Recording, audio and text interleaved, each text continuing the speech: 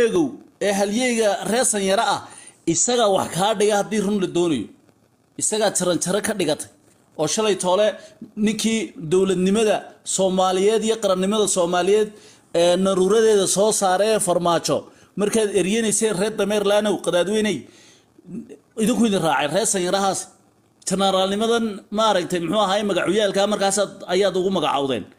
ma garad marka anigu waxaan ku leeyahay lima taquluna ma la tafcaluun goormaad ka baxaysaa dameer iyo dalbaha le waad maqsantahay runtii su'aasha hore soo ficnaan habkan aad u hadlaysan hab fiican oo aan ka helay maaha hab madaxweyne maamuus lagula hadlana maaha marka maya waa dadka loo soo socdo waay anigu sheegu waa bilow laakiin meesha loo socdo waxa weeye dani waxa loo ssocdaa waxa yararka iska daa kuwan waaweynka la soo qabanaya ayagoo sidaas qoorta looga hayo buuso biixi iyo ayaad arkaysaa anaan ku tusay 2025ka anigu hargeysaan ka qodbanaya waa arki doontaa 25 markaan soo afjaro marka tartiiba marka afkaada madaxweynaha tartiib ula hadla tartiib madaxweynaha tartiib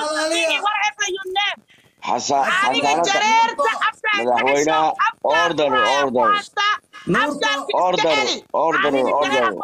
order baan u baahnaa order ayta ma jirto nuurto siyaasiyiinta ku jiraan maanta su'aal fiican baa nuurta wayna xaajimataan de kolba qolay raacaysaa anigu shaqada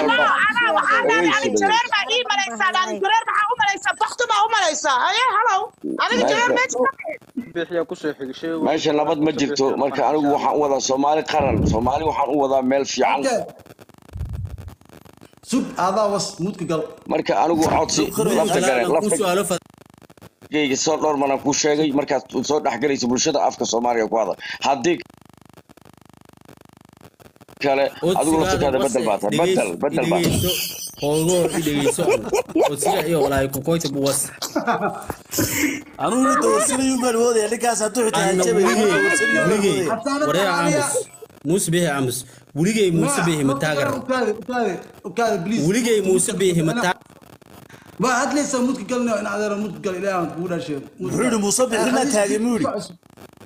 سوق خديج ديري كل ساعة